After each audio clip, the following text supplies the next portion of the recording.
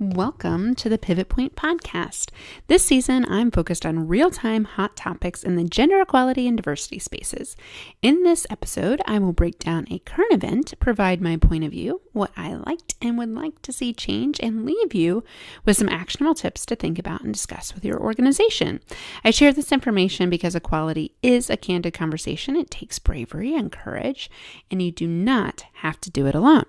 At Pivot Point, I believe we are stronger together. We are one. Let's start with this week's hot topic.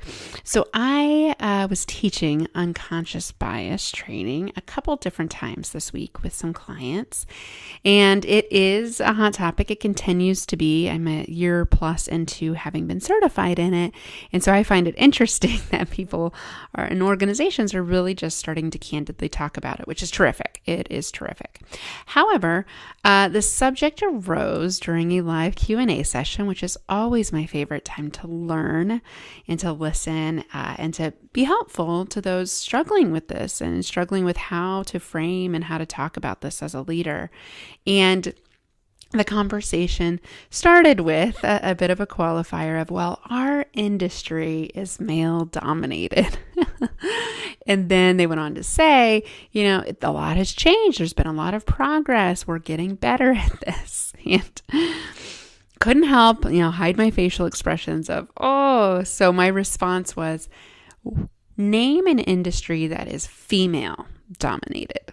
And I like eliciting a bit of a challenge with the group and seeing how they might respond. And the usual answers surfaced, as they often do. People usually say nonprofit. People often say healthcare. People often say education. So those are the big three where, yes, as a population of total workers, they are, in fact, female dominated, much more so than the majority, much more so than 50%. What's interesting, as you dig into all three of those industries, that they are, in fact, not represented equally at a leadership level by women. And this is where the real conundrum lies. Women are attracted to these industries, which, by the way, tend to be lower in paying.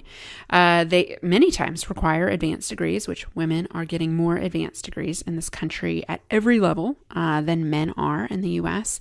And what's interesting about these industries, if you peel back the onion a little bit, and I did some detective work for the podcast episode today, education is largely dominated by females. In fact, about 76% of teachers as an aggregate in the U.S. are female.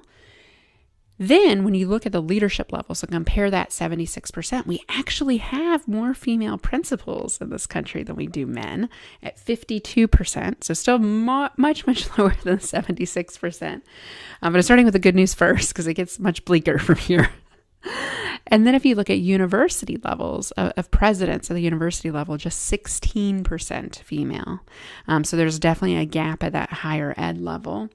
And then dial this back. So that's education. Let's look at the healthcare industry. And I'll drop some links in the notes. So if you want to, reference my statistics and dig in more, you're happy to do so. In healthcare, for example, 70% of the healthcare workforce is female. At all levels. Compare that with leadership teams. So not just CEOs, which is less than 20%. It is 30% of leadership teams are filled with women. So this is really problematic, especially in healthcare, where most women are decision makers. In the healthcare industry, women make a lot of decisions about their own healthcare and their family's healthcare, their partner's healthcare. And they make up just 30% of leadership teams and much fewer at a CEO level. And so this is a problem because you're not representing your customer base and you're not representing your employment base as well. So kind of a double whammy there. Really interesting opportunity. And I know I've been a part of a lot of women in healthcare groups trying to resolve this problem. We'll get to some actions you can take as always to lead like an ally. But there's certainly a gap there, a really stunning one. And then the third one is nonprofit. And I work with a lot of nonprofit leaders and executive directors and CEOs, and they are a lot of times female. So I assumed the data would be aligned with my own experience. Sadly, it was not. So in this industry, in the nonprofit industry, it's 75% of the workforce is female, and just 18% of CEOs in this industry are female. And so that is a very, very stunning gap. So I saved the worst for last. And, I just want to address a lot of times what people will tell me in defense of these statistics as women are not drawn to those leadership positions. Women are drawn to kind of the front lines where they can feel an impact as a nurse, as a primary school teacher, as a nonprofit, community manager, whatever that may be. They like to be firsthand involved in the impact that they're creating and helping and serving people, as much of our socialization as a gender has taught us to do so well. Totally agree. I think that's awesome. And as long as women are okay, in accepting of that role, and that's enough for them, that's terrific. However, what I've come to find out and getting to know organizations where they struggle with women in leadership roles, there's lots of little tiny things that hold women back from advancing and not wanting to raise their hand for those promotions.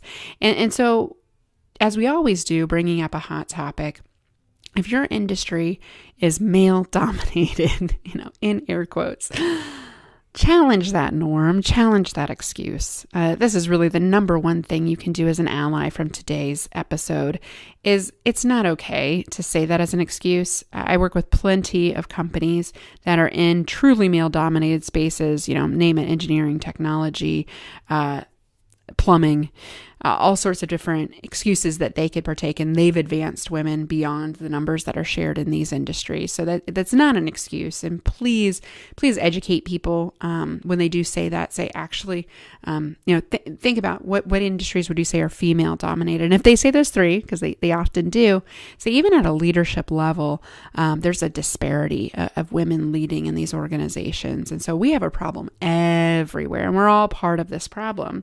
And that's somewhat uncomfortable for people to sit in a space that they can't necessarily have a solution for. And so challenge that thinking, number one.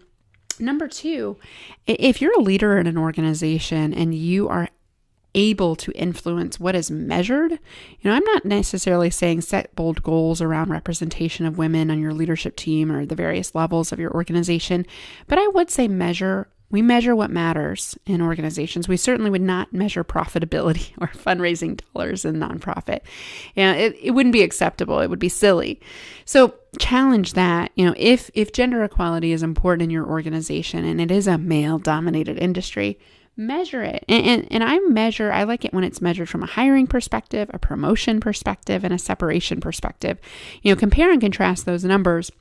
What we're seeing now is that we're not losing women on the separation side necessarily at a higher rate that's explaining, the attrition and not making it to leadership, but we really need to hire and promote more women. So according to the McKinsey Women Matter report, they are finding that the biggest indicators are hiring numbers, getting a surge there, as well as in the promotion numbers. And that's an interesting one. And I'm not saying you have to lift the veil and, explain all the promotions in your organization, but of any factor that I see in organizations that are thriving in an equality perspective, they have gender equality in their promotion data. That shows what behaviors, what types of people are being rewarded in our organization. So it's a very telling statistic. So measure it.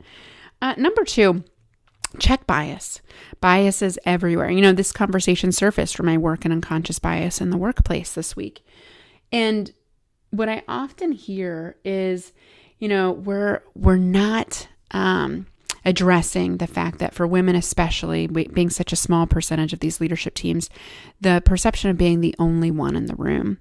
And until we reach that critical mass at around 30%, women and people of color and everyone, they feel different and they act different according to that. One comment was made in my workshop this week. A woman said, I walked into a meeting room and it was all boys, and I just said, all men. And she said, oh, I didn't know I was coming to the boys club. It was just calling out the fact that I'm the only one.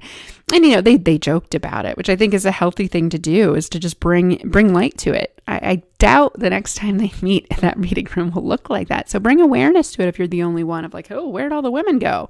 Where did all the people of color go? What's going on here? The third piece is around microaggressions. So what I would offer here, the term microaggression means it's just these subtle, little, unintentional acts that happen every day to women and people of color and people underrepresented in organizations. And I would challenge you to think, what are these little tiny things that we're showing people that they don't belong here? Are we saying things like, oh, you have small children, I don't want you to stay late, or hey, this job requires a lot of travel, let's think about it. You may not be interested in that. These subtle little things, if you don't belong or you don't want to advance here, teaches women to behave a certain way and limits their thinking about advancement in the organization. So I think it's hugely important that we acknowledge our role in this and how we can lead like an ally and check our own bias, limit microaggressions, call out microaggressions, and measure it. We measure what matters, and don't let people use the excuse that we're a male-dominated industry. That is not a good enough reason, so challenge that thinking. We appreciate you and listening today. We hope that you have the tools to lead like an ally, and stay tuned for next week's hot topic. Did you know that you can find all 3 seasons of our 40+ episodes at nextpivotpoint.com, and you can sign up for our next free online workshop, get access to our 5 questions to get the gender equality conversation started in your organization, and ask me, Julie, your questions directly. I appreciate you listening to this episode. Who do you know that needs to hear this message? Hit the share button, connect with me on Instagram at nextpivotpoint, and you can search for me on LinkedIn. We post daily at Julie Kratz, Kratz. I host this podcast because I believe we are stronger together, that we are one.